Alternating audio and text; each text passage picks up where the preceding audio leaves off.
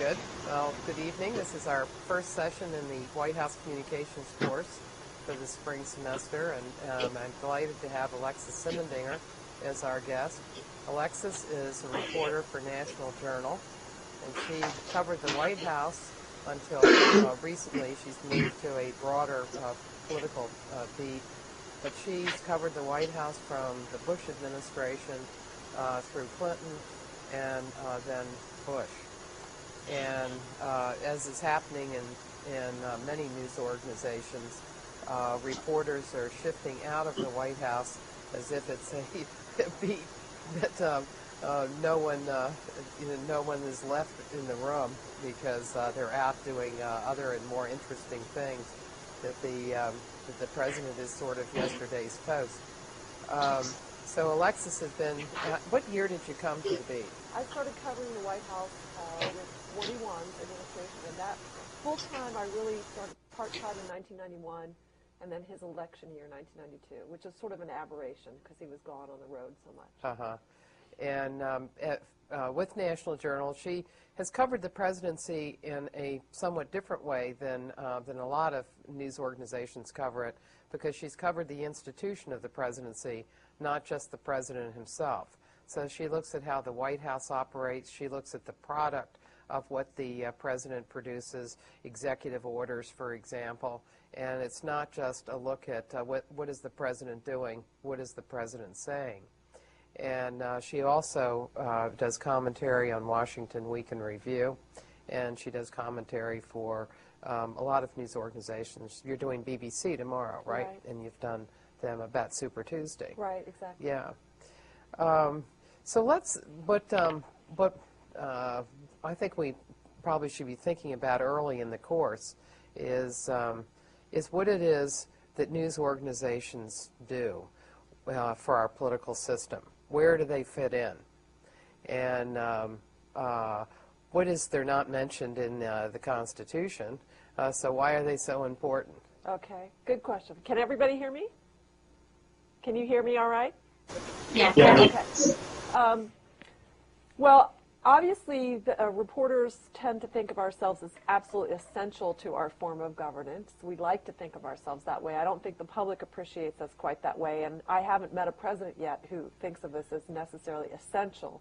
Maybe a burr under the saddle and something that has to be worked around. But the idea of what we in the news media try to think of ourselves as is a way for the public to reckon with the government that they have, to take the curiosities and the concerns of the public, transmit that in some public way into our form of governance. And then, obviously, when we cover the president is using us every part of the day, every part of his week, to transmit the information that he thinks is so important to success in his administration.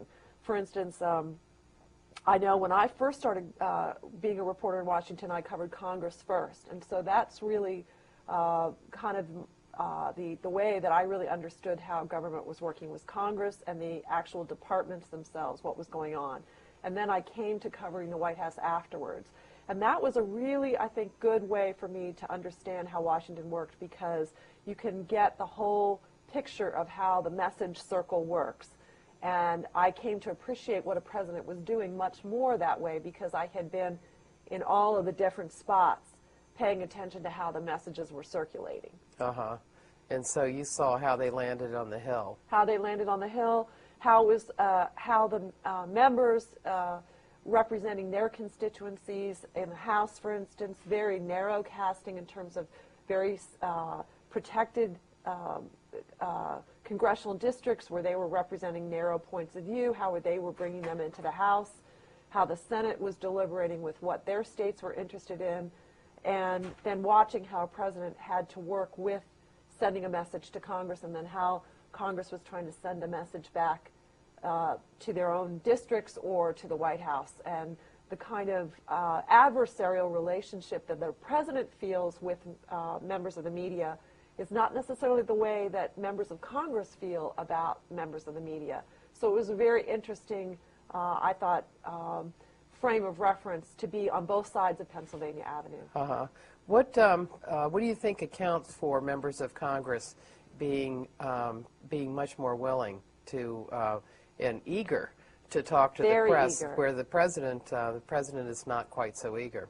Well, in the case of Congress, what I found and what I think a lot of my colleagues have found is that members live and die in their own states and in their own home districts by the kind of press coverage that they hope to achieve, the kind of recognition that they hope to achieve. And obviously they have many other ways to do it than just the mainstream media. And particularly as I've been covering Washington, there are many, many more ways that they can do it through internet and the way they can do emailing, et cetera, to their supporters. But they are so eager to work with the media, especially their hometown or local media, to get some kind of public recognition for what they're doing. I've never met a lawmaker on the Hill who didn't have aspirations for higher office in one form or another, and they feel that the publicity that they receive is so helpful to them in communicating their role. And for instance, the president and members of Congress right now are at loggerheads over something called earmarks, which the president is saying he opposes. And lawmakers of both parties are very supportive of earmarks because to them it means that they're bringing home special money to their states or their districts, and they want public recognition for what they're doing, that they got the courthouse named after someone or they got a special appropriation for a particular project in their state. The president is trying to communicate to the public through the media right now that earmarks are bad, that they're a waste of money, that we need to trim spending by getting rid of these thousands of earmarks in every legislative session through appropriations. And so right there you can see that there are two branches of government that are of very differing points of view, regardless of the Republican ideology that they would like to spend less. But you can see that lawmakers are pulling us aside as members of the media and saying, look, you know, give me some publicity for what I'm doing, for the bridge or the courthouse or the special grant program that I'm getting for the hospital in my state, whatever. And the president is saying, no, no, those are all bad. What is the difference in the way they communicate? Well, in the way that how many of the class have ever seen Senator Schumer of New York? Raise your hands. Now, why do you think you all are in Maryland? Why do you think you've seen Senator Schumer from New York? Why would you recognize him? What does he do a lot of? He looks for the television cameras, right? One of the things is that there are certain members that are just absolutely, their reputations are for being complete television hogs or publicity hogs. So one of the things they do is try to promote themselves and their points of view. They try to obviously get roles in Congress that give them a chance to go on the talk shows and talk and sort of, they're not always very good at modulating how they work with the media. They're very eager for publicity in all forms. The president is much more interested in dictating how a story should be done or how the coverage should go, whereas my experience with lawmakers has been that they're very responsive to the kind of curiosities or concerns or interests that we in the media have, and try to make themselves slightly more accessible to the sorts of stories that the media may dream up or think that they need to do, because they can't be quite so choosy about the coverage. The president, in my experience, and this president in particular, is the most controlling in the way he wants his message to be received, the kind of information he wants to give out, when he wants to give it out. And that may be in part because of the way that Republican presidents tend to think about government and their role in government, that they have a very limited idea of how their communications should go and that it should be top down. My experience from covering the Clinton White House is that they were very interested in government.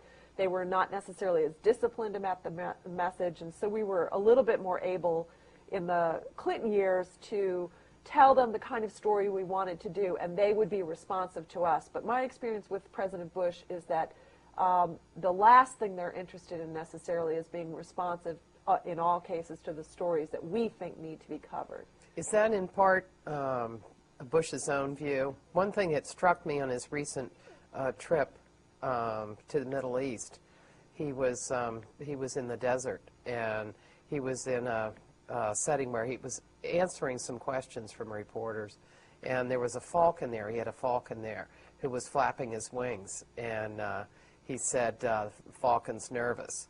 Yeah. He is not used to having a press conference. Right. And there have been a lot of those kinds of things that are pretty telltale about his view of the press. Right. Do people in the White House think of the press as a surrogate for the public? Well, President Bush's attitude is that he knows that we tend to think of ourselves in the media as a surrogate for the public, and he finds that objectionable, and has actually challenged that, and he and members of his team have sort of challenged that, like, who gave you that right to be the surrogate for the public? And President Bush has been much more interested, and he is, maybe this is the kind of communications technique that tends to be driven by campaigning, where he believes that he can control his message and that he can speak directly to the public, that the president can go over our heads and speak directly to them. Professor Kumar has written a lot about presidential press conferences, and this happens to be a president who is actually very good at press conferences from his perspective in terms of dictating to us a certain kind of information and controlling what he says and not making news sort of outside of his own terms. He's actually very good at it, but he hates doing them, or has resisted doing them as much as maybe some of his predecessors. And partially that's because he thinks that's something that we're demanding of him, that we're calling him to account, that we're going to be dictating questions that he needs to answer, and that he wants it to fit into his own communication strategy. And you can see that when he does them. I know Professor Kumar has had Helen Thomas from UPI in Hearst come and speak. In the past, I know Helen has talked about how press conferences are so useful because they're the only venue that we have in the media and the public has to make a president stand up and answer any and all questions that can be thrown at him in some given period of time. And he has to respond. He has to answer some question without preparation, without a net in front of him, and be responsive to the public. And that's why Helen has for years, decades, found them really valuable. President Bush has kind of made them less valuable because he's figured out how to answer all those questions on his own terms, and he's become quite adept at that. And using other venues. And using other venues, absolutely. President Bush followed in the footsteps of President Clinton by trying to use what we call, or what Professor Kumar has called, joint news conferences, where there's another head of state who's visiting him, and they take two questions each side, and you get a chance to look like you're in charge of foreign policy, and you're being responsive in a very limited fashion. The president does, President Bush does these short opportunities, these photo ops in the cabinet room or in the Oval Office, where they actually pre-cook who's going to get to ask the questions. They cannot dictate what questions they're going to get, but they know that the wires are going to be throwing questions of the minute from the news cycle of that day at the president. He's very well prepared. They don't like to have, this is ancient history to this class, but President Reagan used to get questions thrown at him from the press corps. I mean, literally shouted at him, and Sam Donaldson was famous for this because he has this big booming voice. And President Reagan his staff learned to turn the helicopter engines up when he was getting ready to leave the South Lawn so that President Reagan could pretend he didn't hear a thing from the crowd, just this little voice coming at him. This particular president absolutely hates having anything shouted at him in any form or fashion. He finds that incredibly rude and untidy. President Clinton was perfect to throw bait at, as Professor Kumar knows from things that we witnessed together in the Rose Garden or elsewhere, where a reporter could actually throw a topic sentence at him or a subject at President Clinton, and it was like fly fishing. It was like finding the hook right into President Clinton's ego or his anger or whatever it was that would get him dialed up that day, and he would spin around and answer the question in whatever form he thought it needed to be added, much to his staff's distress. But President Bush is very disciplined. Yeah. One day he was doing an event on the South Lawn, and it was during his re-election campaign, and they had a mock-up of a house. and it was about middle-income housing for young homeowners. And Bill Plant From of CBS? CBS yelled a question at him about when was he going to get a house. And what he wanted was just that, was throwing some bait, and Clinton could not pass that up. No. And he said that he liked the one he had, and he planned on staying just where he was. Exactly. Whether it was public housing Right. or not. Exactly. That he liked it. And now, the class may be thinking, well, what is that? Is that a game that the press plays? Because President Bush thinks that we sometimes like to play gotcha, and that we sometimes will do that just to sort of move a story of our own, and it's really not important to the American people. And in some cases, he's absolutely right. But in other cases, he's absolutely wrong about that, because I think in all of those situations, you can learn something about your president, and you can also transmit part of a message to a president. And you can learn a lot about the exchange. I mean, you can learn something about the way the president is thinking.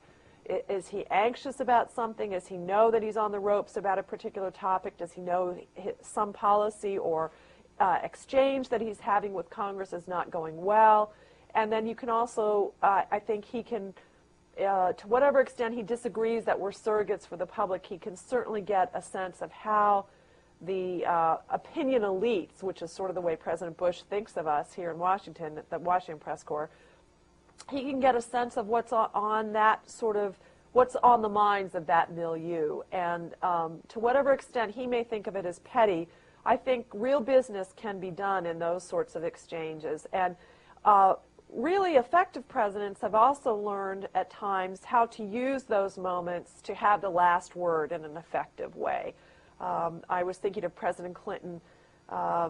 During impeachment, he tried to kind of go underground and disappear and only deal with very structured, controlled events so that he wouldn't have to deal with the baited questions. But every now and then, he could get the better of that situation by trying to convey, over our honking professor, to convey to the public that he was doing the work of the people. And his job approval numbers actually went up at the end of his administration during impeachment, and partially that was because he was able to convey effectively that the kinds of questions that we were throwing at him about Monica and impeachment were not necessarily representing the point of view of the American public, and he absolutely made that case effectively, and it really helped him. It helped him govern. It helped him show Congress that whole exchange needed to be shut down. And he was able to do that. He was acquitted, obviously, even though he was impeached, he was acquitted. And he moved on to leave office at a very high point in public appreciation for his presidency and what was going on. President Bush is not going to be able to do that as he limps out of office. And I'm not saying that those exchanges necessarily would help him, but I think if President Bush had spent more time possibly being more open and transparent, since he's one of the most secretive presidents, certainly the most secretive I've ever covered, but if he and Vice President Cheney had been slightly more open, I think it would have accrued to their benefit, because I think President Bush can answer all these questions. I think he has an understanding by this point in his presidency of what he's doing and what his mission is, and he could try to answer, I think, more effectively, certainly more substantively, some of the policy that he's tried to pursue. Mm-hmm. But it seems that that's not how he sees his job. Remember when Tony Snow took over as press secretary, and the president, in introducing him, said, "I'm the decider and he is the explainer." Right. And which is a different role. Yes, the press secretary explains, but the president explains as well. In Clinton's case, Clinton explained on policy. He certainly didn't like explaining his personal life, but he never would pass up a chance to explain policy exactly. And how it operated. Exactly. President Bush just has an idea, as we've seen some of this discussion in the presidential debates, actually, about his role as a kind of a business executive style training, his MBA. Senator Clinton made mention of this effectively in the debate that she just recently had with Senator Obama, that President Bush thinks of himself as the first MBA CEO kind of president. And she was saying that very derisively, but President Bush actually championed that idea when he came into office, that he was a person who understood how to delegate, that he was not going to get into micromanaging. He wasn't going to be like President Clinton or President Carter, sort of caught up in the minutia. He wanted to be decisive. He wanted to have a narrowed field of information presented to him that was at a high enough level where what they needed from him was a decision, not necessarily to be caught in endless meetings, which was something that he felt that President Clinton and his administration had gotten too caught up in, that President Clinton never saw an issue too small for him to weigh in on. And that was possibly very true in the beginning of President Clinton's administration, and maybe it was true all the way to the end, but that was because they just had a very different perspective on what presidents should be involved in and what they should do. Mm-hmm. And, you know, we can debate. We will continue to debate right through, as we're watching this presidential race continue, what role we want in the next president. And all presidents the elections are referendums on the one that we have and the one that we're getting rid of. And you can see from the vigorous debate that's happening right now in the campaign that we're debating some of the stylistic points almost more than we are the deep weed kind of substance of the policy. Uh-huh. So in a way, he views the media as kind of in two parts. He views it as a vehicle, and he views it as a vehicle that he can use to get to the public. I definitely think that, in my experience, that President Bush sees it as something that he needs to use, that we are a fact of life that is not always constructive in our form of democracy, that he needs to use and sort of to best. He thinks of it as a competition in which we're adversaries, and he needs to best his adversary, get the better of us. One of the other things that I've noticed President Bush has a sophisticated understanding, I think, of some of the challenges that the mainstream media are undergoing right now in terms of the contraction of our readership, the difficulties that we're having on the business side, how people like in this class don't have time or interest in reading anymore. And so he understands that while we in the mainstream media believe that we're representing the public, that the public is turning to us less. And President Bush has delighted in that fact. He brings that up, that he understands that's happening and that the ground is shifting under us, that the audience is shrinking in some ways and enlarging in others. And so he's tried to exploit that. He learned that, I think, in his campaign in 1999 and 2000, and he's definitely exploited that in his reelection. And I think he would have some very sophisticated thoughts for whoever succeeds him on how they can do it. But in the end, you know, even if you're getting your news from, say, people are getting their news from the internet, there are some basic sources that they're getting that information from. So, for example, the wire services have been doing very well with the internet because they're on, like AP is on AOL, and so it is ubiquitous, really around the world. So that, you know, you can think you don't have to deal with Terry Hunt, that he's, you know, he's kind of yesterday. Right. But in fact, he isn't at all. Well, how many people in this class watch Jon Stewart? What's that? Fair number. A lot of people. And not that you get your news from that, but kind of at the end of the day, how many of you think that sort of encapsulates, summarizes kind of the major news of the day? Does it help you kind of get a drift of what's been going on politically in the news cycle? Yes or no? Raise your hands. Yes? Yeah. Sort of. Sort of? Okay. Well, the reason I'm bringing it up is because for Comedy Central or Jon Stewart or Colbert Report, where do you think that they get their information to use in a comedic way or an ironic way or a witty way? They get it from the wire services or from the mainstream media. That's where they get it, television, whatever.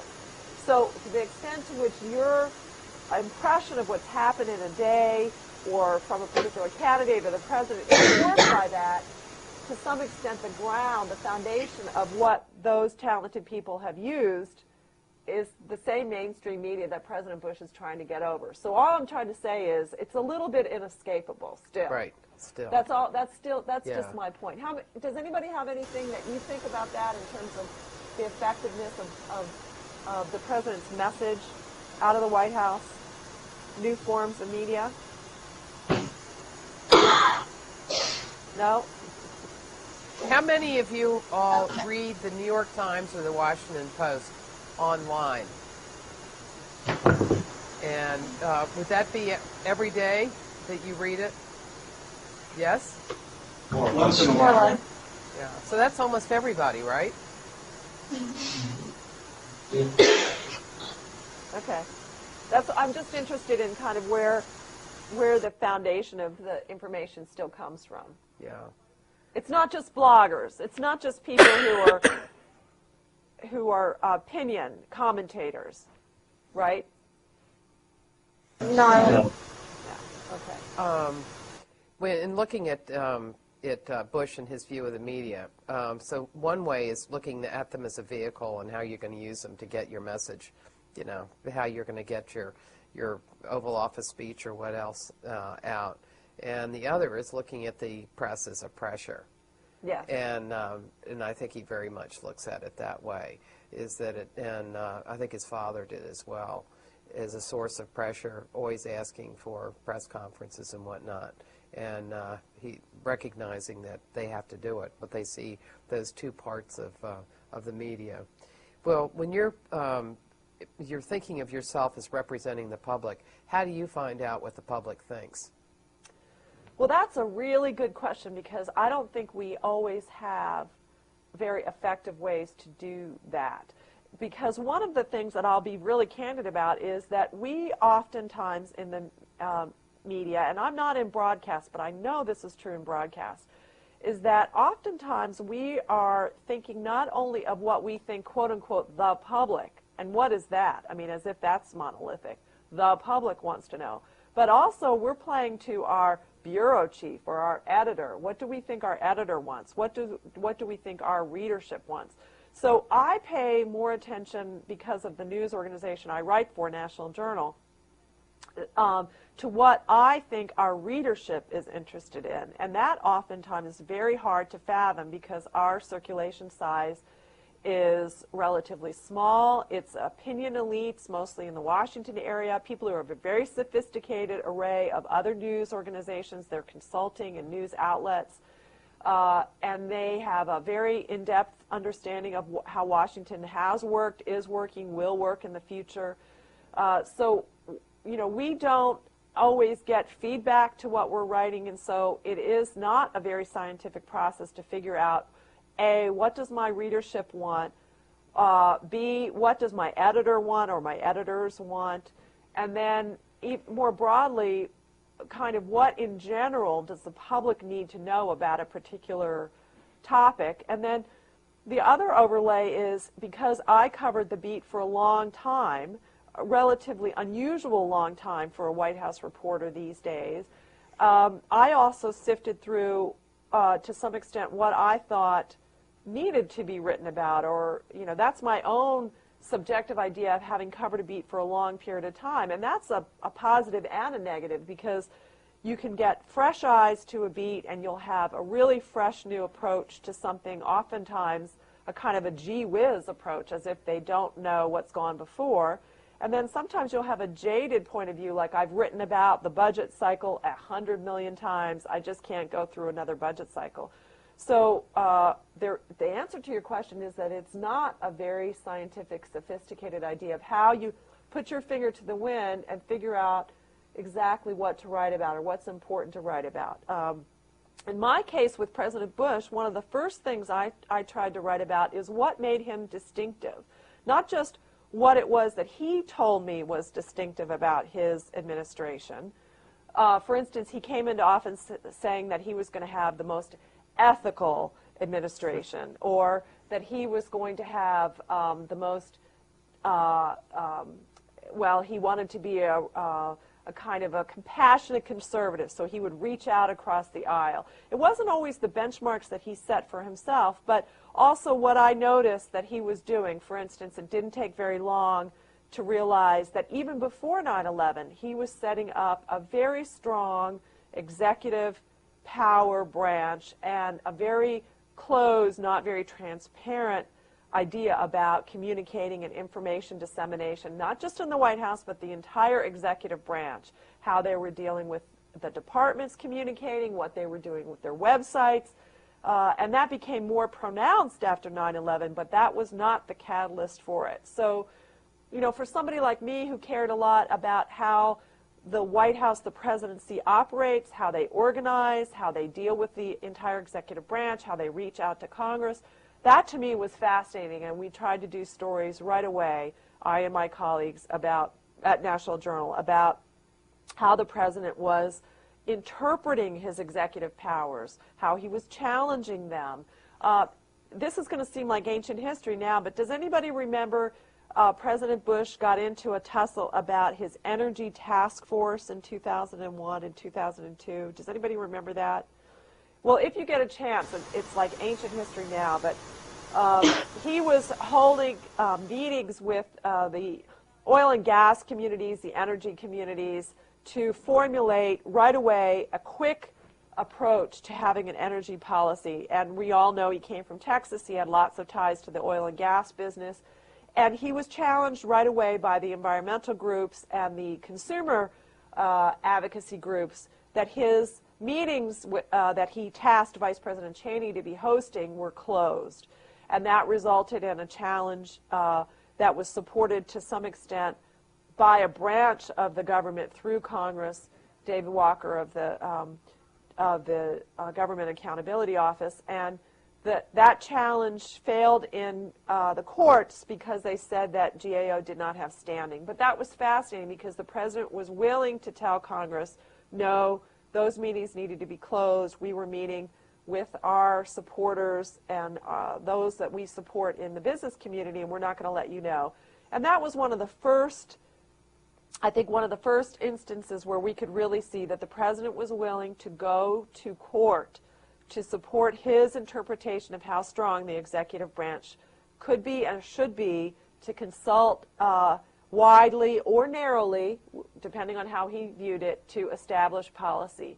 And those were the kinds of stories that we started to do right away. He used, obviously, executive orders, as all presidents do in the beginning, to reinterpret what the president had done before him, and in that case it was President Clinton. Does anybody remember that President Bush got into trouble over President Clinton's executive order over how much arsenic is allowed to be in public drinking water? And that's ancient history too, but President Bush marched into office thinking, I'm just going to take a big old eraser and get rid of every one of President Clinton's executive orders, and I'm going to put in my own. And that was sort of because President Bush came into office with a lot of aides who were not disposed towards sort of pro-environmental thinking.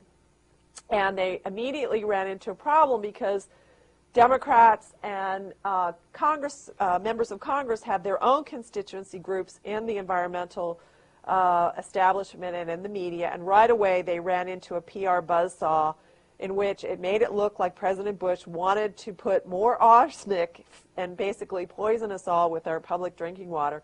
And what ended up happening is that they couldn't get ahead of that news cycle, of that news story, and they ended up going back to President Clinton's executive order and considering it basically like a baseball diamond, you know, just a really safe zone. Let's just keep his executive order and get out of this story cycle. So they learned a few things about publicity in that initial go-round and what the limits are of being able to say that you're new and different and that you're going to undo everything that President Clinton did before.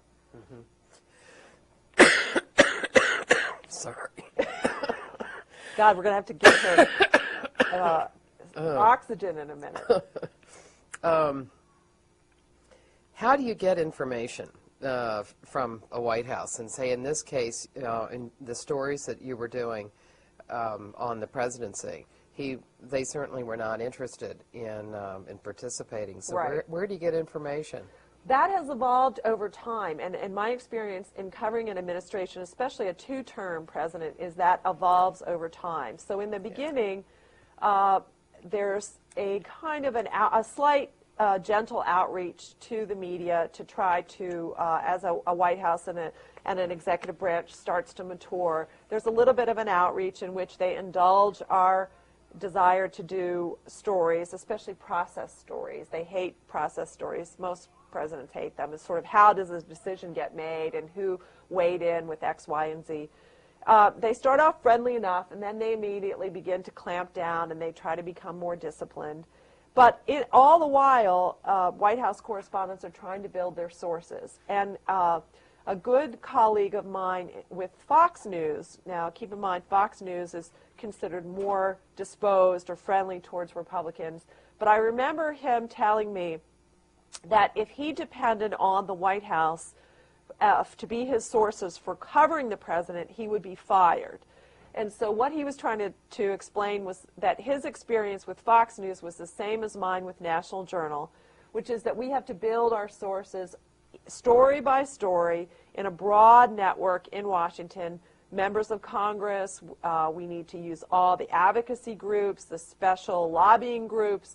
Anybody who touches the White House can become a potential source for us. And one of the things that we then find as we tiptoe into a second term, and especially now in the final year, is that things start looking up for coverage because presidents aren't able to keep that lockdown control over their message at the same heightened level through all 8 years. And so gradually it begins to erode, and the leaks begin coming in the second term more briskly than they were in the first term, because all those interest groups, members of Congress, those professionals who are still working for the president in the departments and the agencies, they all begin to have second thoughts about how things are going, and they're all self-preservationists.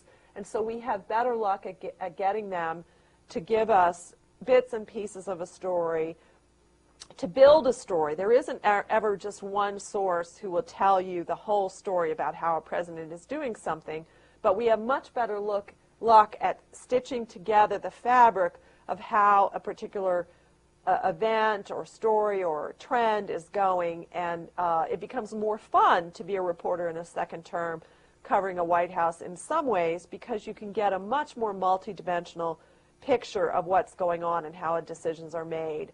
For instance, I'll give you just an example from a story that I did. I wrote about how the president and his staff aides were using Republican National Committee emails to kind of get around and communicate among one another. And the way that I was able to write about that story was because I had built sources inside the White House over a number of years working on different stories, and had kind of heard bits and pieces of how they communicated among one another, but I didn't actually put it together into how important that was during the U.S. attorney firings until I remembered how it was that they communicated with one another on a lot of other issues. And one of my sources was very wary about what had happened. As much as a loyalist as this source was to President Bush, was very leery about how political the White House had become. And when I say political, how partisan their thinking had been, to the extent that it was actually injuring, this person thought, the president's agenda or opportunities to get things done. And so this person was willing to talk to me about a way that they were all communicating, because not because this person was thinking that this needed to be, an end needed to be put to this, but because this person thought that it was worth describing. This source had a very sophisticated understanding of what would happen to that information, that Congress would make use of that information, but there was kind of a mixed feeling that this particular source that I'm thinking of was willing to confirm some information and describe things. So that's what happens in a second term, because they lose that starry-eyed idealism that they had in the first term, or maybe right after re-election, where they think that everything is going to go great for them, and that every decision that a president makes or his staff makes is helpful to even their own partisan agendas. In the case of aides who talk, does the White House try to find out who the people are? Sometimes I have heard of cases of that happening, and I'll give you an example of that that's very old now, but there was a case in President Bush's administration, the first President Bush, of information that was leaking out. It's often the case in an administration, it's true of this president, it's true of every president, that they don't all work in lockstep even among their departments. So, for instance, in President Bush's case, in 41's case, his own EPA was considered a kind of an enemy of his own West Wing. And in this case, something had leaked out from inside the Bush 41 White House to try to hurt his own EPA administrator. And they were eager to try to find out how that leaked. And in another case, there was some budget documents that leaked out in 41's administration, and President Bush 41 was very, just hated leaks. All presidents hate them, but actually had tried to engineer a system to figure out how the document leaked out. And he ended up discovering it was his own budget director, Dick Darman, who just recently died, who was the leaker of this information to the media. And he had threatened to fire, and he had threatened to do all these things if he found out who it was. And in the end, he did not fire Dick Darman. He had not expected that it would be his own OMB director who had done the leaking, but that ended up being the case. It's often very difficult to figure out, if you're president, exactly to trace it back. In the Kennedy administration, It's tough. Kennedy was upset about something that came out that I think it dealt with the Defense Department. And he was angry about it, and he asked Pierre Salinger to track down the leak. And so Salinger did, and he came to him and he said that he's figured out where the leak was. And so he told the leak it was the president himself. Right. And that he had been talking to reporters. And that's a good one way example or of a another. president, President Kennedy, who actually had very good, close relationships with major figures in the media and used them. He exploited them quite adroitly in a different era, definitely, of coverage. Yeah. What do you think about, thinking back to other periods, and people think of them as maybe better times in the relationship between at least with the White House and the press. What do you think about the relationship and how you've seen it over time, and in your ability to get information out? Is it as good now as it was, maybe as things were, or as the relationship was, say in Kennedy's time?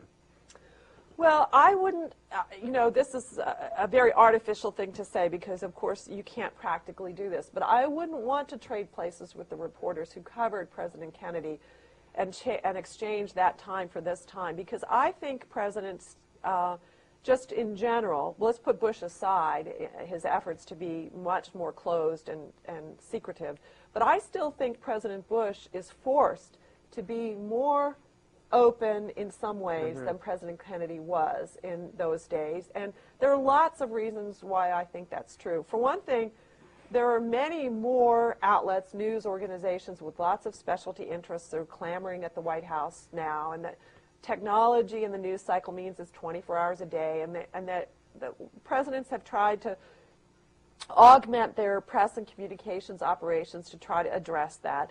There's also many more women, many more people with different backgrounds who are part of the media organization now, or the press corps covering a president than was true in the past.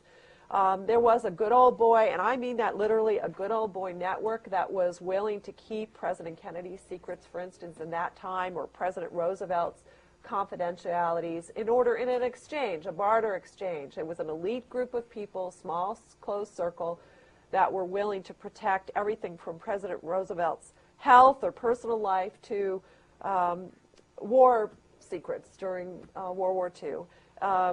And I think President Bush just couldn't get away with that, and the next president won't be able to get away with that either. It's just a natural migration of what we've experienced as a country through war and Watergate and Vietnam and the new news cycle and blogging and just an exchange of information that happens almost by the second, and that a president needs to be more open because either that's very helpful to the story he wants to tell, or it's going to be very helpful to the kind of story he needs to beat down. And that often has been the case in my experience covering White House, is that you see that presidents have to play defense, and they have to do that through their communications. I think President George W. Bush came into office thinking that he was going to be very effective at playing offense with his message and his communications. And he did. He was very able to get through No Child Left Behind or his tax cuts or his legislative agenda in the very beginning. But then he also realized that after 9/11, he needed to play both. He needed to play more defense and offense, and he tried to figure out how to do that more.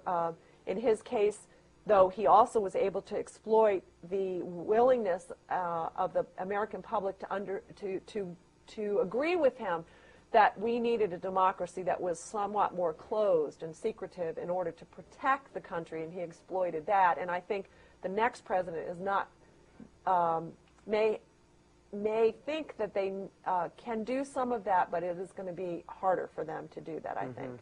Do you think that that the internet too makes a difference as far as the amount of information there is on a White House, and also about government itself, no matter what they try to keep down, that somehow things circulate? That's right. And well, they're, and they're things out circulate there. that they don't, that presidents are not actually very eager to see circulate, that's for sure.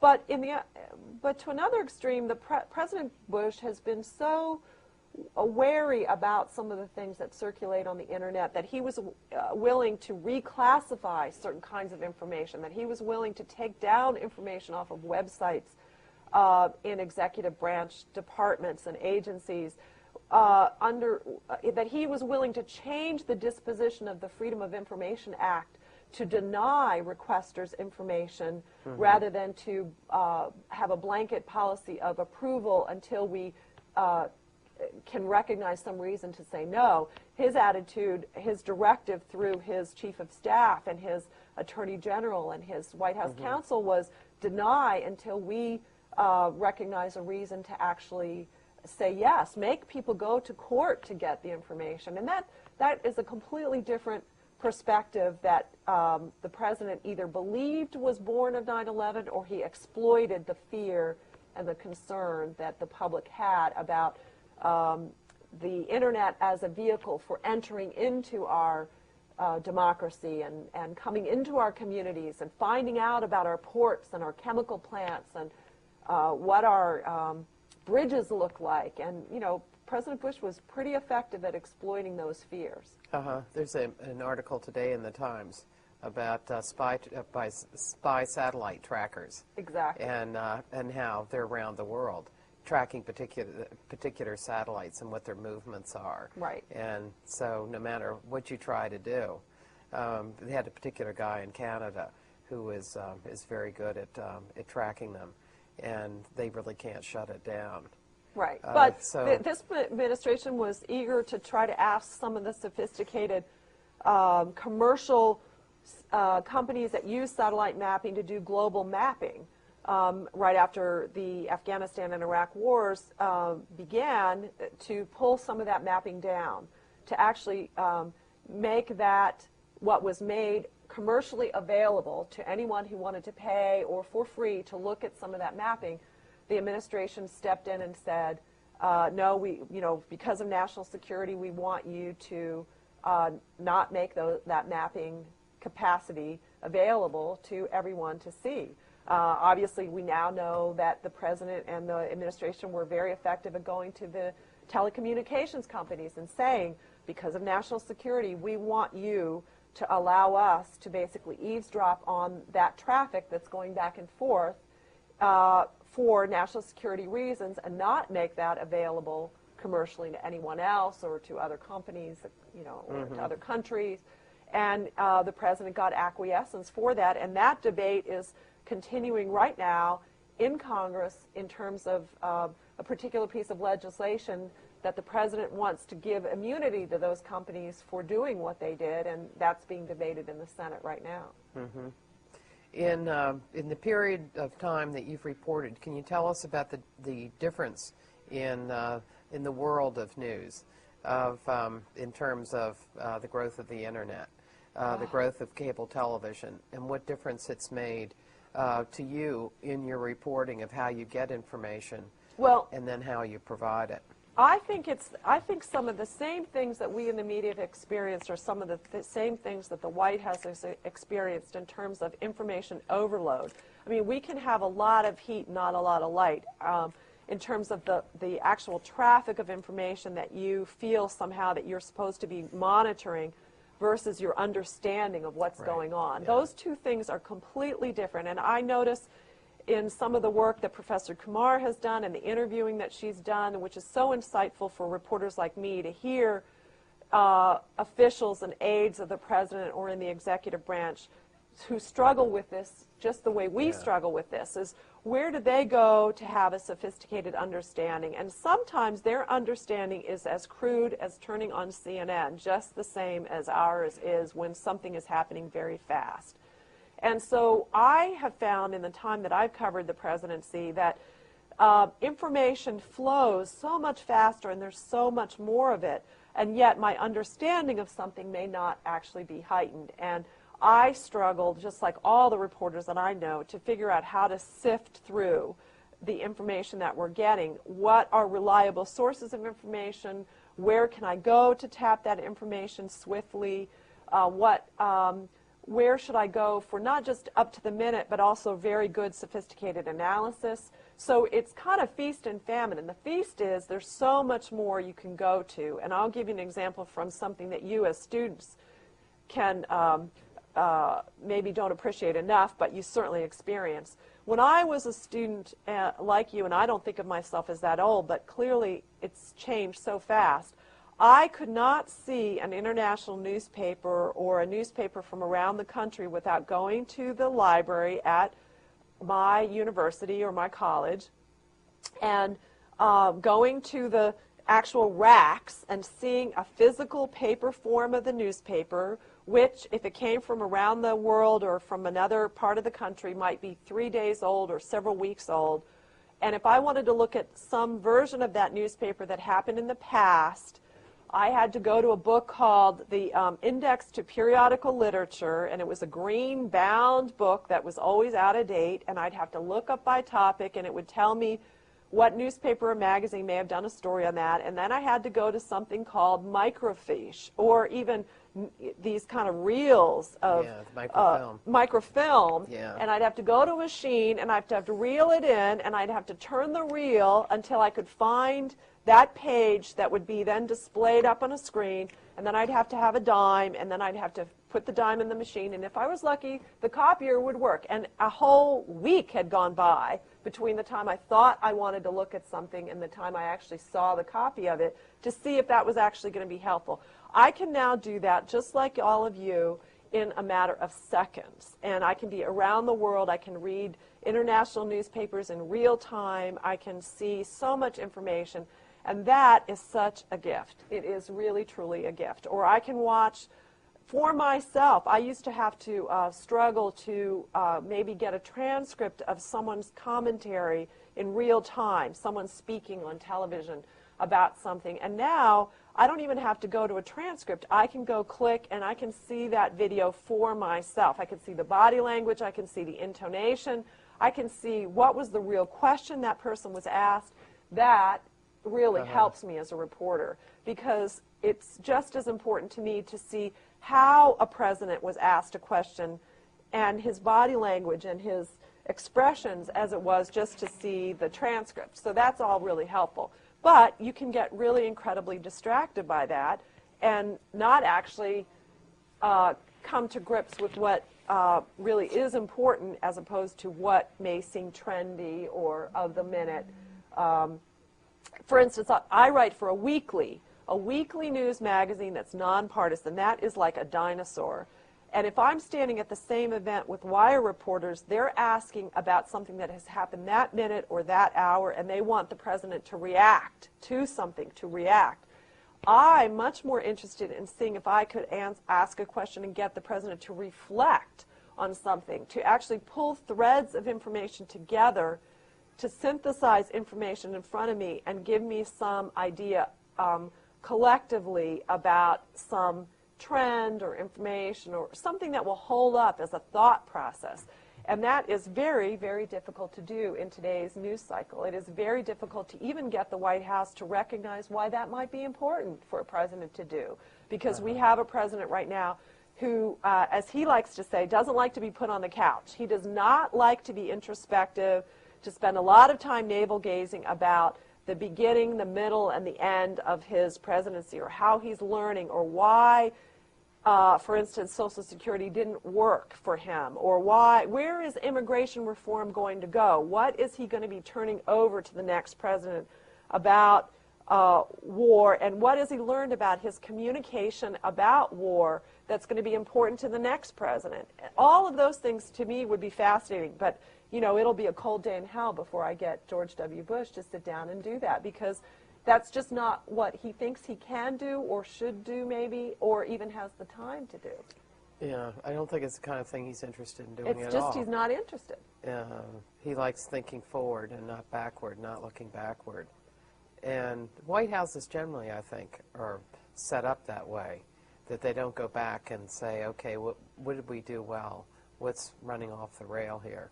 Occasionally presidents will have a person or persons who are just accidentally good at synthesizing information or thinking about the past as a way to think about the future.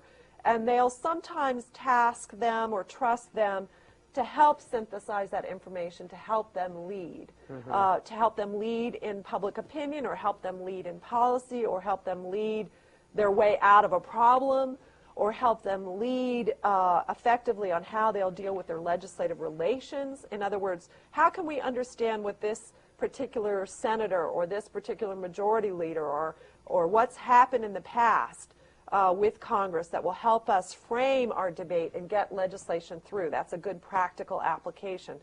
But oftentimes presidents don't spend enough time thinking about how the past can lead them into the future and effectively lead them. How you can avoid the pitfalls, the mistakes that other presidents have made and triumph and actually succeed. And they don't do it enough. And I think it's probably just because of what you're saying. They're politicians at heart. They always think it's about the future. They tend to think that everything about their time or their leadership is unique. Yeah. Because you wonder internally what happened after we went into Iraq and didn't find weapons of mass destruction.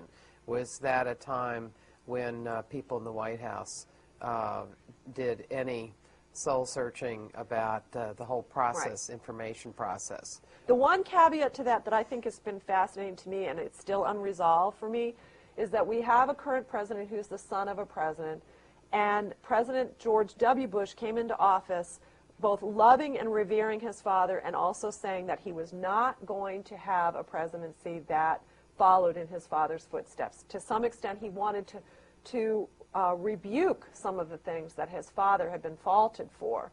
And I think that was George W. Bush looking at the past. He looked at President Clinton and said, I'm not going to be like President Clinton. I want to be the anti-Clinton. And yet here he is in his last year realizing that because he can't do big things anymore, he's going to do some of the things that he rebuked President Clinton for, which is sort of micro initiatives or finding small policies that tell a bigger story. Like school uniforms.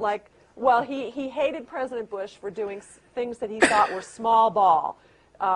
School uniforms or midnight basketball or any of the small law enforcement initiatives that President Clinton favored that sort of translated to the populace that he, as president, was paying attention to what was going on their city block. Yeah. President Bush said, no way, I'm going to be the transformation president, the transformative president. We're going to overhaul big, big problems. And his presidency's just not turned out to be successful on that level, or maybe not even sustaining itself as successful on that level. Maybe he will be able to sustain his tax cuts. Maybe he will be able to have achieved something on No Child Left Behind, education, accountability. But it is around the margins, and he realizes that, and you can tell from his most recent State of the Union address that he has resorted to playing small ball because that's all that's left, and that sometimes when you're 23 or 24% in the polls for job approval, you have to start showing the public that you care about their everyday concerns. So hence, we're heading into a recession, and he's talking about giving rebate checks back, or talking about your everyday concerns about your home mortgage, and he's finding that he has a bigger affinity for those small concerns. Mm-hmm. Yeah, and also in the State of the Union, he mentioned the executive order that he was about to issue on earmarks. Which was a good example of what you're left with in the last year. Yeah, that was like a donut, like 0 calories, that particular initiative, the earmarking. The executive order to get rid of earmarking is, and using that as a centerpiece of what he was promoting to the press corps about what was new and different about how he was starting out the year. That was a message that was supposed to be for the Republican base. But it was laughable because it was not an initiative that he had actually pursued as president through all of his other budgeting. And, here we are in the last year, and it isn't going to have very little effect other than being kind of a billboard for his party going into a kind of opposition, partisanship. Because it doesn't take place until the fiscal 09 It's never going to take budget. place, Right. It wouldn't take place until he's gone, and it won't actually have a big impact. Yeah. Well, let's go to questions.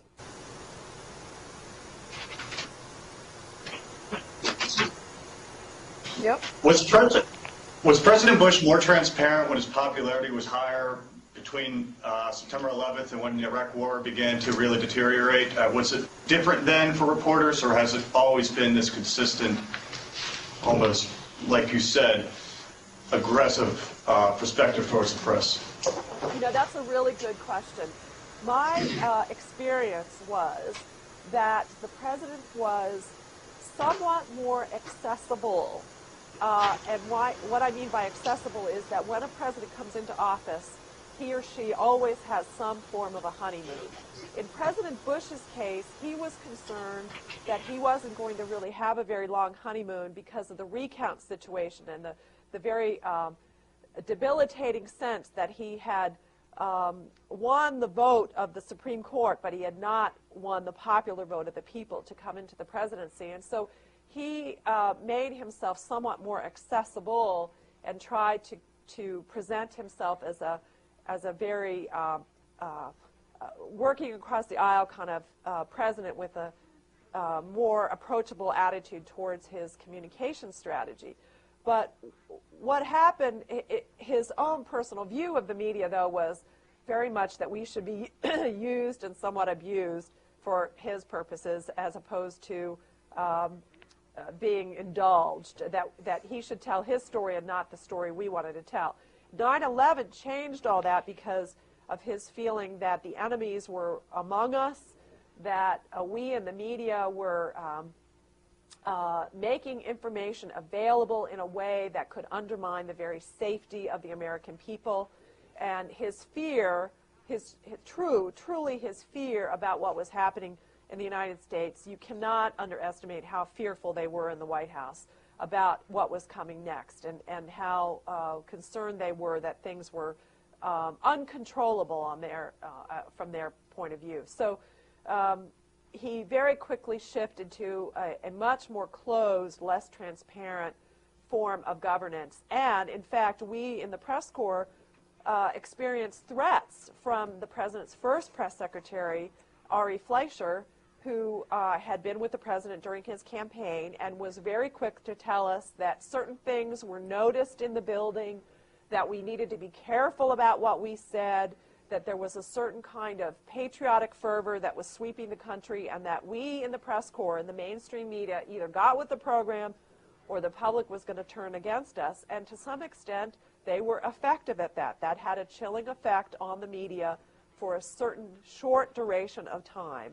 And I'm the first to admit that it was there for a short amount of time, but it did not last long. And I can remember pretty swiftly that we were there in the press briefing room talking about why didn't you connect the dots, and I can remember the harsh questions that were put to the President's first National Security Advisor, Condi Rice, about what would she say to the victims of 9/11, about their failure to protect people. I mean, there were some pretty harsh questions, and they persisted. But right in the beginning, the President had a particular point of view, trying to get his legislative agenda through. You might not remember that the President went to agonizing, look back at the stories about this and you will be surprised that the President went to agonizing great effort to show transparency about how he came up with his decision about stem cells in the summer leading into 9/11.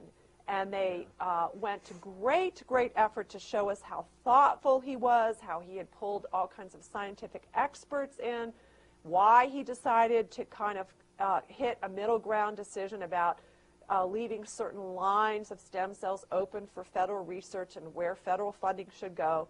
And you would have thought that that was the most monumental thing that a president had ever done. As the decider, he wanted us to see this. His counselor, Karen Hughes, his communications counselor, showed us these briefing books about how he had noodled over this decision. And then after that, we never saw another briefing book or figured out anything about who was called in to advise them or anything. It changed quite rapidly after 9/11. Yeah, that's true.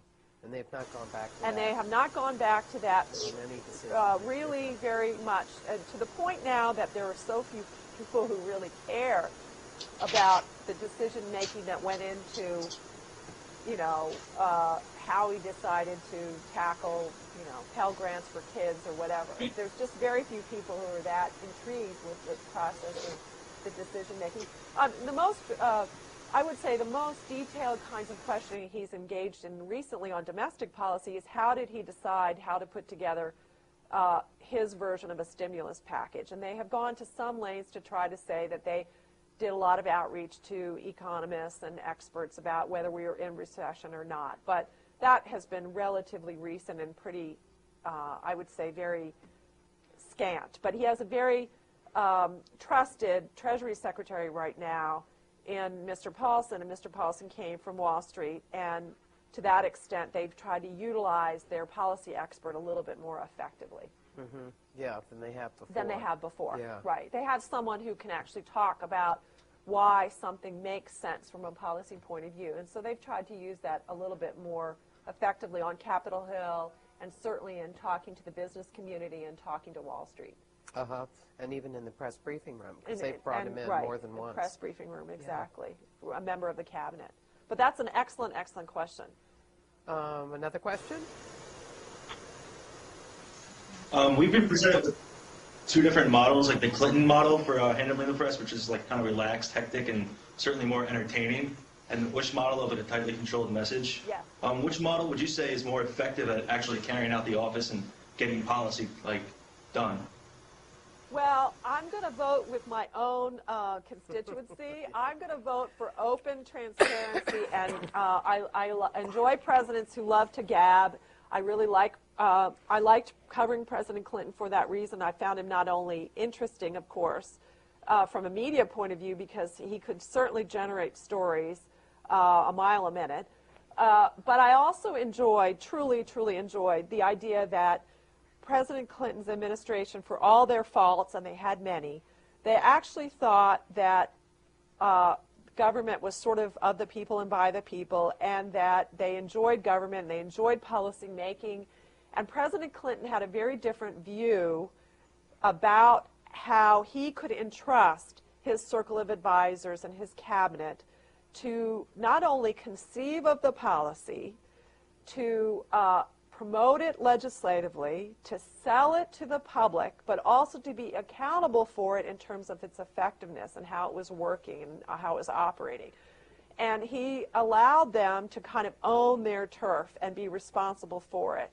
And I found that that kind of organization had its faults, no question about it, but it also had the value of having many more people engaged in whether something was working or not, or whether you could modify something or amend it or change it as things were going on.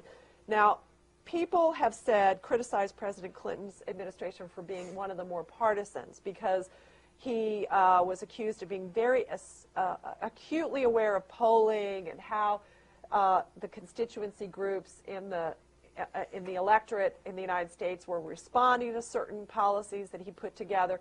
But to some extent, I thought that that level of accountability worked for him, and certainly worked for him during peacetime. I mean, obviously in prosperity.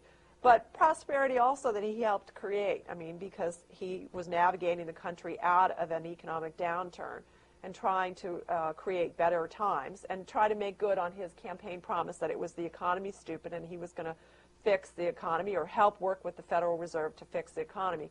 So I felt that not only was that a great administration to cover for the media, but I thought it was actually kind of effective in terms of what he was able to do with Congress.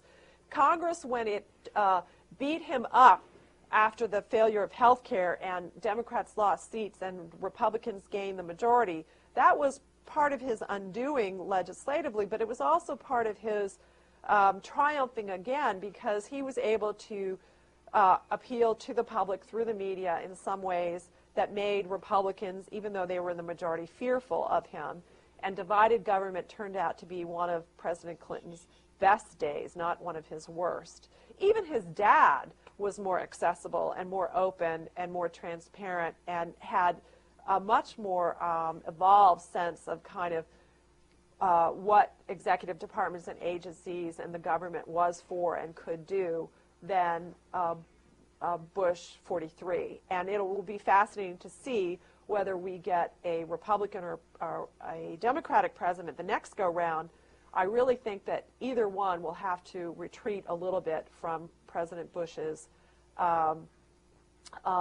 chokehold over communications and access, although I certainly have had friends and former sources in the Clinton administration, President Bill Clinton's administration, who have said they envied President Bush's ability to kind of be disciplined and dictate a message, and that they would love to try to emulate some more of that. If Hillary Clinton comes in, I think she would try to be more like Bush in that way of trying to be more disciplined than her husband's administration was. Mm-hmm. But you could be disciplined, but still provide information. But you can still provide like doing information. briefings, Right. which this administration I think it has to be a trade. To me, I think President Clinton was more fun to cover because he put some money in the bank, and then he could draw that out. In other words, he gave to the media a little bit of what we thought was helpful and interesting and important, and then he was able to sort of call that out of the bank when he needed it during impeachment. Uh-huh. Okay. Another question? You discussed the evolution of the number of different ways people get news. Are there some news sources that are better than others, or do they all have good and bad points? The news sources being everything from news magazines to newspapers, blogs, just anything at all that you can think of. Well, I am a big advocate for transmission of news in lots of different formats, but I am not a big fan of news that is not actually gathered and vetted in a way that that there is some kind of safety mechanism for the consumer of that information, that there aren't vested interests, that it isn't biased, that it isn't false. I mean, that somehow there's been some fact-checking and monitoring of it. So in that sense, I don't care whether it's the New York Times in print or, Huffington Post blogging, as long as there's some level of actual news gathering, news checking, news editing that is sort of faithful to the idea of what we're trying to do here with free and open dissemination of information to the public for their use in understanding what's happening in their community, their society, their governance, or whatever. So I'm not a big fan of people sitting around in their pajamas and blogging their opinions as if that's news, but I'm the first to say that bloggers are a really good check on what we're doing. Like, for instance, when Dan Rather ran into trouble with the 60 Minutes reporting about the National Guard records, what happened in the blogosphere was a very successful and interesting check on what mainstream media were doing with maybe a bias, not maybe, but probably a bias or a lack of due diligence in checking what they were broadcasting and airing. So I'm all for that. I think that because we're looking over the president's shoulder, I think it's great that there are other venues and outlets that are looking over our shoulder in the news media. But I think that there needs to be a balance. So people ask me all the time, what should I read or where should I go for my news? And it's a very frustrating question because I just can't emphasize how wealthy I think everyone is in being able to layer on a lot of different news sources to have a multiplicity of sophisticated information. Where I think people are struggling is that they're saying, I don't have enough time to do that. I want to just go to one aggregator that gives me what I need or what I should have. And I just don't think that that is possible. I just don't think that there is ever going to be now in our technological wealth and all this, the ability of the internet to transmit information or to get information in all different forms and venues, newsletters, whatever it is, faxes, whatever. But I think one of the interesting trends to watch is I'm fascinated with the idea that as much as blogging was supposed to be news, unvarnished and unchecked and sort of free and open, that the level of interference with that, with false information or biased information, or even sophisticated companies hijacking bloggers to promote information for money. In other words, the sort of corruption of what it's supposed to be is shifting the internet and the blogosphere back to a level of kind of sophisticated checking and trying to get sort of good housekeeping seals of approval for what they're doing so that all of us as consumers of information have more faith in what we're getting because it is being corrupted. Does that help? Oh, yeah. Another question? Another question?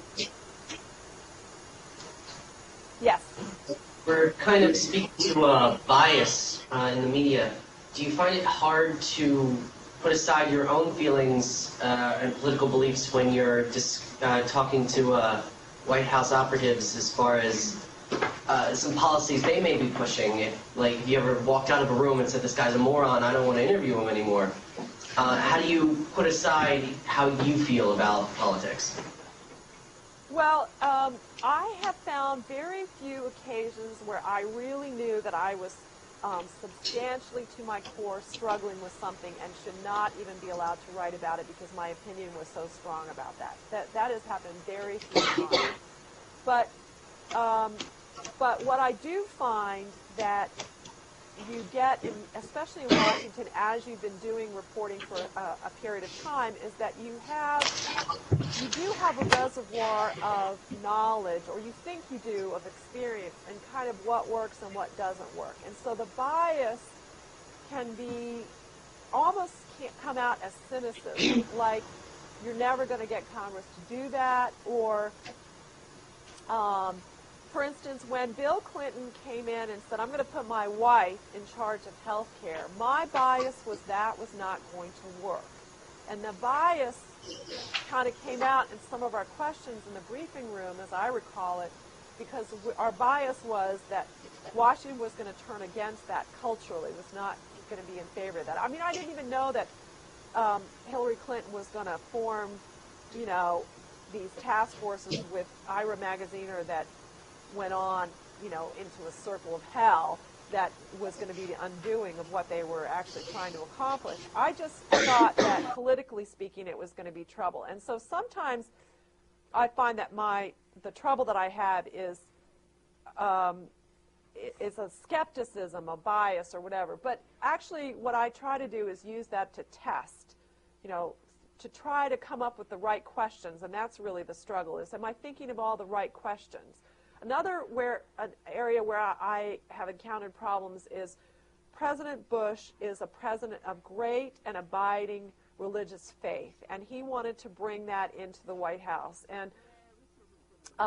And he had a great deal of support among Republicans for doing that, and a great deal of skepticism among some others about what that would actually mean. And I know I challenge myself to be more open to the idea of what were the upsides and the downsides of doing that, and what could be accomplished by doing that. And as we can see, we're a country that's still debating in our politics about where faith or religion should come in, and whether it's any of the candidates that are leading right now. We're going to see that still debated in the next president who succeeds President Bush. Do they want to get rid of the Office of Faith-Based Initiatives in the White House? Is there a role for religion in governance? What role is the appropriate role? And there is an appropriate debate. I had no idea that in 9/11 would come and we would be debating Islam or what's the best way for a president to approach other world religions in a geopolitical way.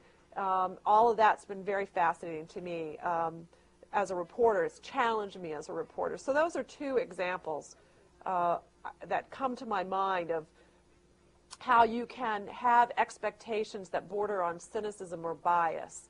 Now, of course, Ari Fleischer, President Bush's first press secretary, wrote a book, not very good book, but a book that submits that our bias, he believes, is for conflict, that we're not really biased necessarily always from a political perspective, but that we're biased in the mainstream media towards conflict, that we like simple kind of stories that begin with a good guy and a bad guy, or a this side and a that side, and that we like a clash, and that we will try to make up a clash just to actually get a story that will get us onto the front pages, or that will lead a story, because it's kind of a cheap way to tell a story.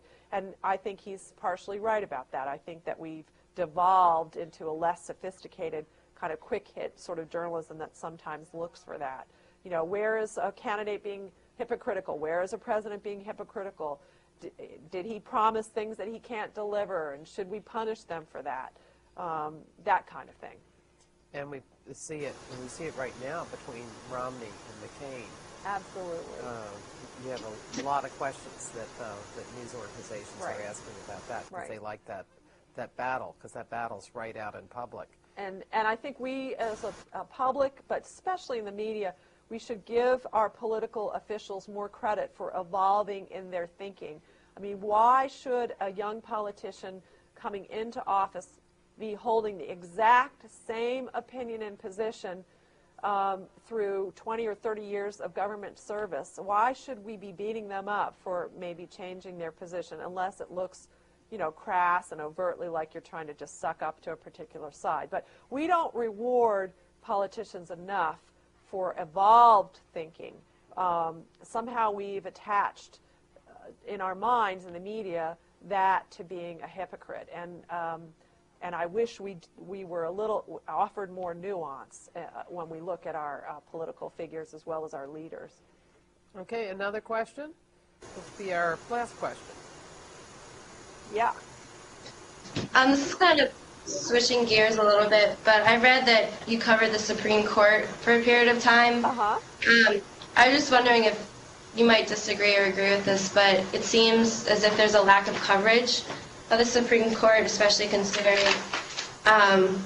its significance that it has on the public in terms of policy making, which can be argued. I was just wondering if you can speak to coverage of the Supreme Court. That is a really good question, and that's a particularly good question, too, because for the remainder of this presidency and into the next presidency, the choices that could potentially be made to pick successors will change our country probably more substantially than almost anything else, because of the of the split, the ideological split that currently exists in the Supreme Court and the age of the current justices. But I would argue that there is quite a bit of sophisticated coverage of the Supreme Court.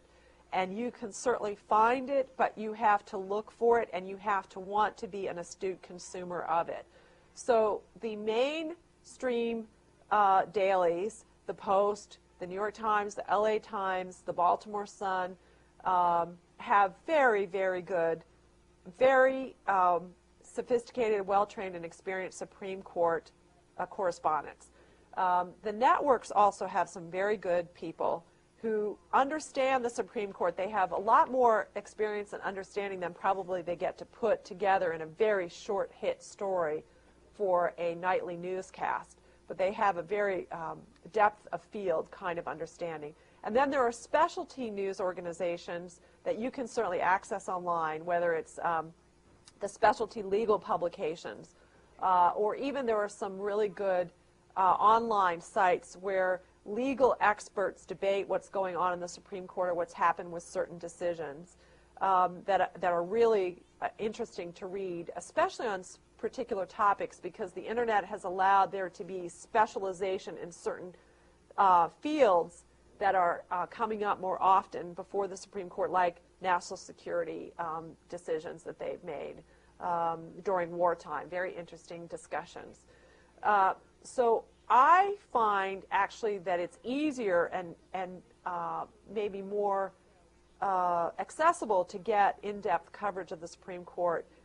The one thing that worries me is that there are fewer and fewer resources among some of these news organizations to keep a deep bench covering the Supreme Court to the level that they have, as we see more and more newspapers falling away. You know, big bureaus are now shrinking to very small bureaus, and so they'll do away with the Supreme Court or Court Watcher, and they'll take the wires instead, and so we'll get fewer interpretations of what's going on. But I don't think we're losing out on being able to see what's going on in the court. And if you guys get a chance, please, please, please take advantage of the opportunity to go into the public gallery and watch the Supreme Court at some point in your academic careers, because all it takes is a car and a little advanced planning and maybe getting up earlier than you normally do to wait in line to get into the public gallery to watch a case being argued. But there is nothing like it, don't you think? Yeah, it's just great. absolutely terrific. Yeah. And the cases that they're deliberating on now really run the gamut and are so interesting. So if you do get a chance, or you can plan ahead, go online to the Supreme Court website, figure out what the schedule is, get in a car, get here early in the morning, 7:30 in the morning, stand in line, and it is fascinating. Yeah. Is anybody here thinking about law school? All right. Well, please take advantage of that opportunity. You're so close. You're just 45, 50, 60 minutes away. Please do it if you haven't already done it, because it's really a shame not to take advantage of it if you get a chance, because you're so close. Thank you very much, Alexis. Thank you very much for your great questions, and you have a wonderful professor. Have a good rest of your week, and how many people are going to watch Super Tuesday Returns tonight? Fascinating. You guys are living in, experiencing a really, really interesting time. How many people are actually Obama fans? How many Clinton fans? How many McCain fans? Romney fans? Huckabee? Anybody else who I leave out? Ron Paul? Well, thank you very, very much.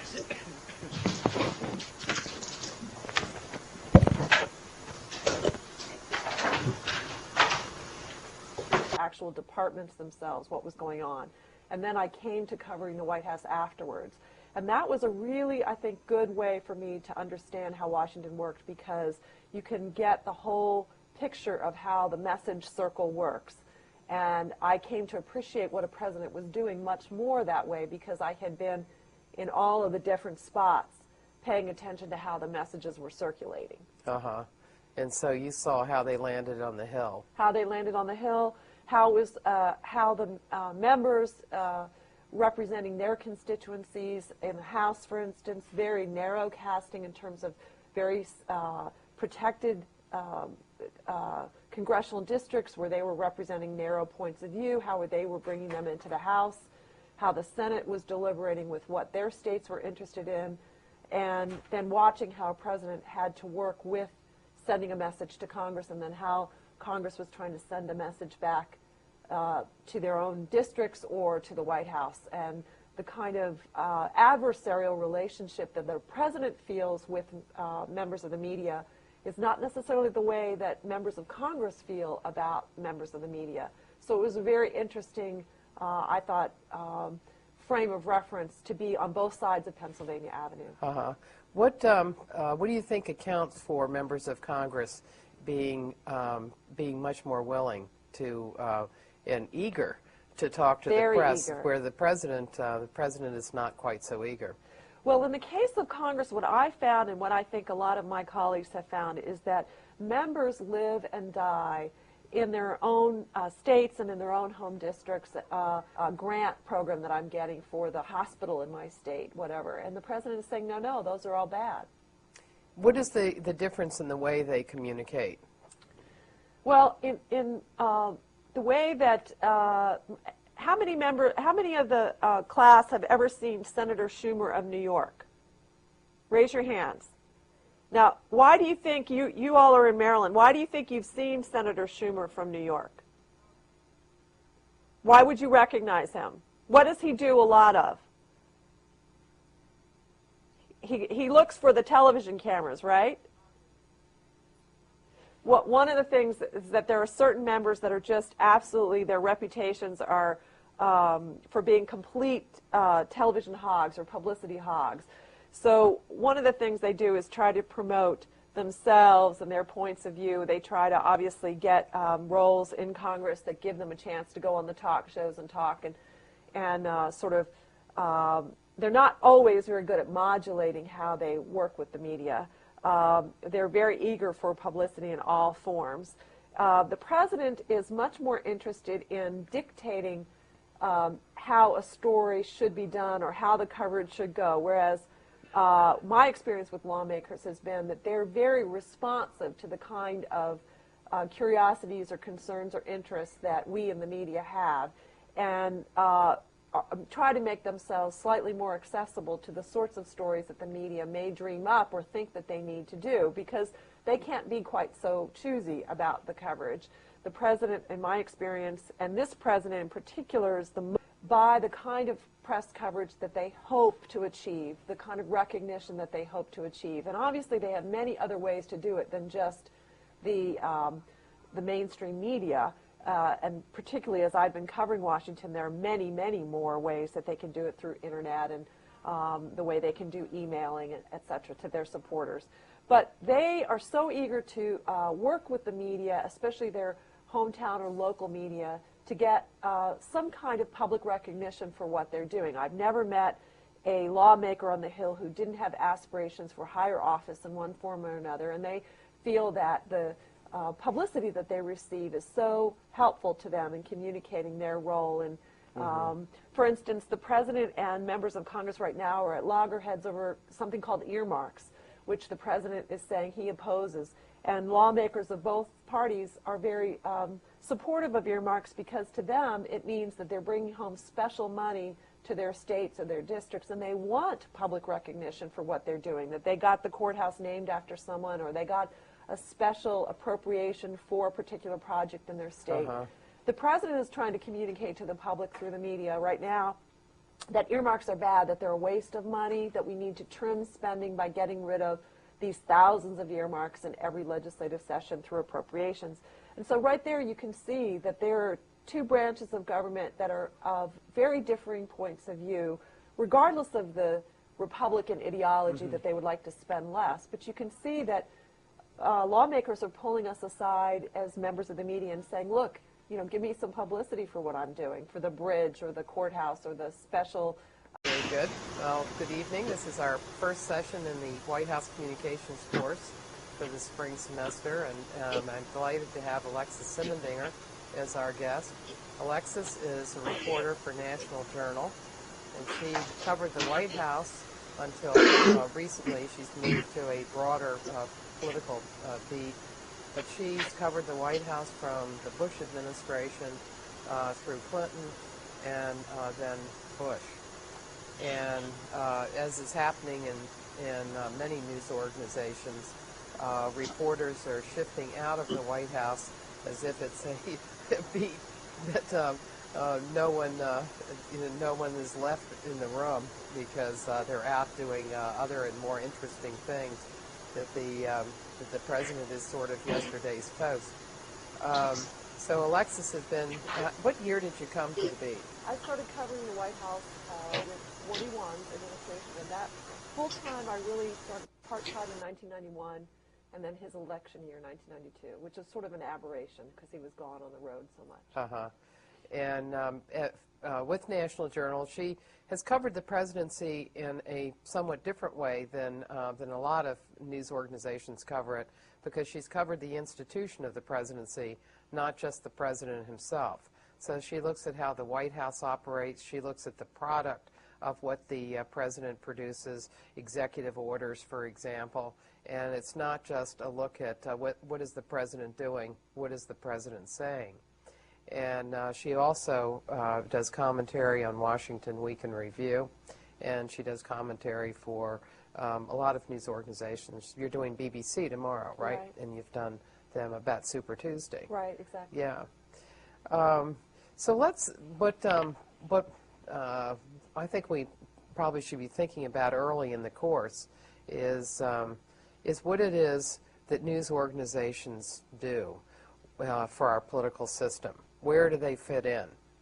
And what is they're not mentioned in the Constitution, so why are they so important? Okay, good question. Can everybody hear me? Can you hear me all right? Yes. Yeah. Okay. Well, obviously, reporters tend to think of ourselves as absolutely essential to our form of governance. We like to think of ourselves that way. I don't think the public appreciates us quite that way, and I haven't met a president yet who thinks of us as necessarily essential, maybe a burr under the saddle and something that has to be worked around. But the idea of what we in the news media try to think of ourselves as is a way for the public to reckon with the government that they have, to take the curiosities and the concerns of the public, transmit that in some public way into our form of governance. And then, obviously, when we cover the president is using us every part of the day, every part of his week, to transmit the information that he thinks is so important to success in his administration. For instance, I know when I first started being a reporter in Washington, I covered Congress first. And so that's really kind of the way that I really understood how government was working was Congress and the